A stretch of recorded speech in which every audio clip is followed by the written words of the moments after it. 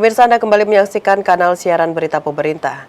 Juru bicara Kementerian Luar Negeri Roy Sumirat menanggapi keputusan Parlemen Israel membuat undang-undang larangan terhadap United Nations Relief and World Agency for Palestine Regions in the Near East atau UNRWA. Secara tegas, Roy mengatakan komitmen Indonesia untuk terus mendukung kerja UNRWA. Keberadaan UNRWA tidak dapat digantikan oleh pihak lain dalam upaya memberikan bantuan kemanusiaan.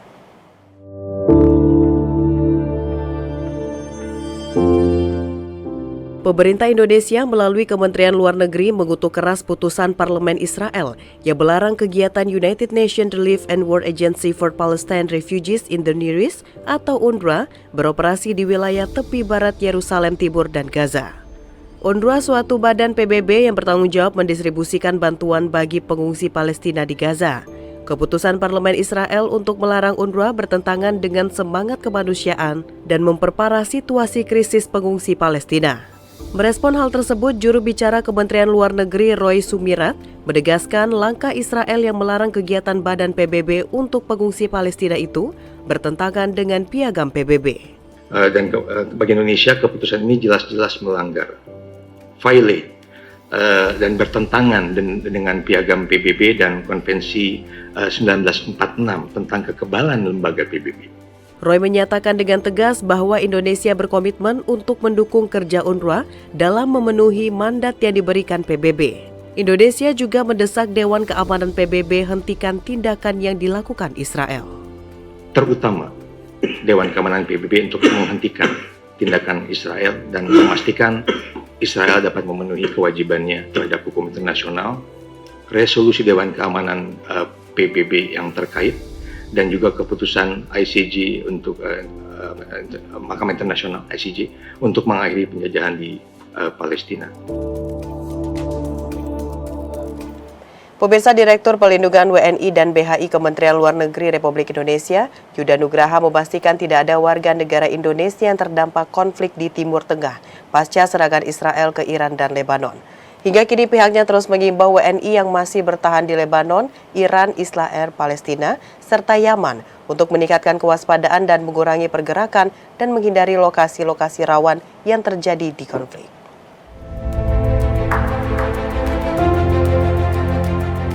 Kementerian Luar Negeri memastikan tidak ada warga negara Indonesia yang terdampak konflik di Timur Tengah pasca serangan Israel ke Iran dan Lebanon pada tanggal 26 dan 27 Oktober 2024 lalu. Direktur Pelindungan WNI dan BHI Kemlu Republik Indonesia Yuda Nugraha dalam media briefing di Jakarta mengatakan sudah ada 79 WNI yang dipulangkan ke tanah air dari Lebanon dalam sejumlah gelombang repatriasi demi menghindari pemburukan situasi keamanan akibat eskalasi serangan Israel di negara tersebut. Dengan demikian, jumlah WNI di Lebanon saat ini tersisa 85 orang.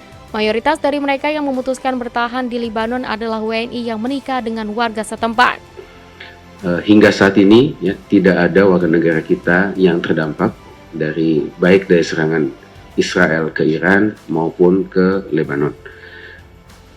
Dari berbagai macam gelombang evakuasi yang sudah kita lakukan di Lebanon, hingga saat ini 79 warga negara Indonesia telah berhasil kita evakuasi dari Lebanon dan 1 warga negara asing, spouse dari warga negara kita. Dan hingga saat ini masih ada 85 lagi warga negara kita yang memang memilih untuk tetap tinggal di Lebanon atas berbagai macam alasan pribadi. Mayoritas mereka ini adalah warga negara kita yang menikah dengan warga negara Lebanon.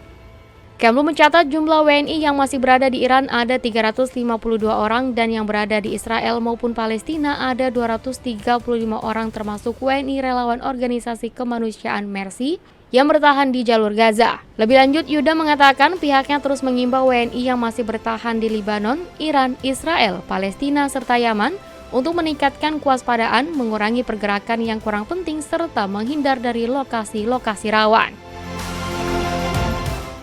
Pemirsa, Indonesia akan menjadi tuan rumah pertemuan Dialog Hak Asasi Manusia Perhimpunan Negara-Negara Asia Tenggara atau ASEAN Human Rights Dialogue ke-6 pada 5 November 2024 di Jakarta. Juru bicara Kementerian Luar Negeri Republik Indonesia, Roliansyah Sumirat, menyebut Indonesia akan menjadi ketua bersama dengan Laos yang saat ini menjabat keketuaan ASEAN 2024.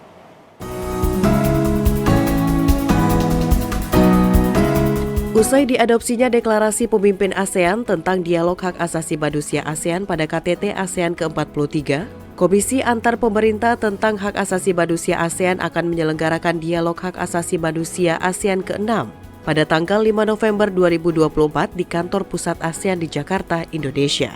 Juru bicara Kementerian Luar Negeri Republik Indonesia Rolian Syah Sumirat mengatakan pertemuan itu merupakan tindak lanjut dari deklarasi pemimpin negara-negara ASEAN tentang dialog hak asasi manusia ASEAN atau ASEAN Leaders Declaration on the Asian Human Rights Dialogue. Indonesia berkomitmen untuk terus melanjutkan seluruh kesepakatan yang telah dicapai oleh ASEAN pada masa keketuaan Indonesia. Ia menilai pertemuan ASEAN Human Rights Dialogue merupakan bentuk komitmen negara-negara ASEAN untuk membicarakan isu HAM di masing-masing negara anggota secara kolegial. ASEAN Human Rights Dialogue ini sendiri kan merupakan bentuk komitmen dari negara-negara ASEAN untuk secara terbuka, secara kolegial membicarakan isu-isu HAM yang ada di negaranya masing-masing dengan tujuan untuk saling berbagi pengalaman bagaimana untuk terus melakukan pemajuan dan perlindungan, protection and promotion of human rights secara berkesinambungan dan secara seimbang. Pemirsa, dua kementerian di pemerintahan Presiden Prabowo Subianto bergerak cepat membentuk kolaborasi guna meningkatkan pariwisata nasional. Kementerian itu yakni Badan Usaha Milik Negara dan Kementerian Pariwisata.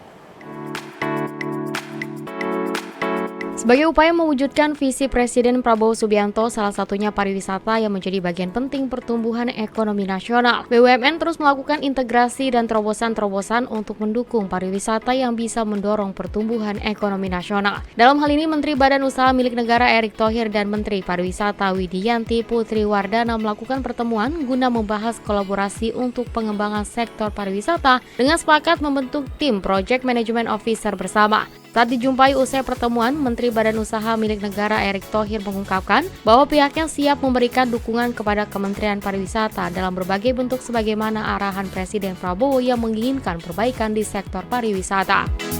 Kami terus di Kementerian BUMN mengintegrasikan seluruh tentu komponen yang kita bisa lakukan bersama-sama. Apakah integrasi tadi, transportasi, ataupun infrastruktur untuk mendukung kesuksesan ini. Ya, airport, pesawat, hotel, tujuan wisata, dan lain-lain.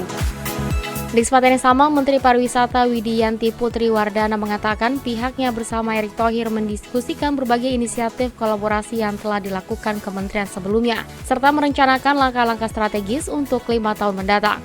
Ia menyebut BUMN telah berperan positif dalam memajukan destinasi-destinasi pariwisata utama seperti Borobudur dan Mandalika. Yang telah dilakukan dan tentu Pak Erick dan jajaran BUMN telah melakukan banyak hal yang positif dan baik untuk pariwisata seperti Borobudur, Mandalika dan lain sebagainya, dan tentu kolaborasi ini akan kita tingkatkan lagi untuk tentu daerah-daerah wisata yang lainnya, Pak ya. Oke, gitu. Nah, nanti tim kami akan tetap bekerja sama untuk membahas hal-hal teknis lainnya. Pemirsa, usai jeda pariwara kami akan kembali dengan informasi lainnya. Tetaplah bersama kami.